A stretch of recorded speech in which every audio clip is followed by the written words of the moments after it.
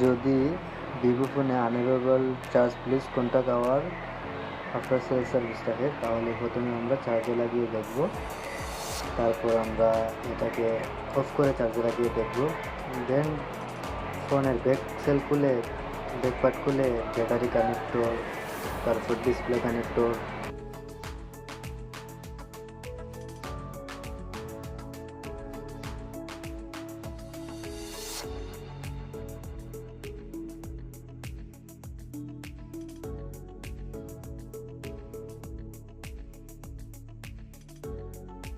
তারপর BTV connector সব কিছু খুলে আবার আমরা এটাকে লাগিয়ে দেব।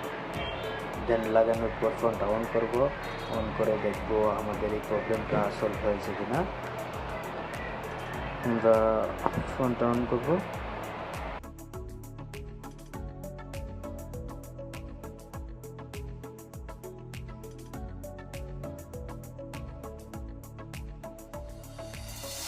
যে দেখেন আমাদের প্রবলেমটা সলভ হয়ে গেছে। সো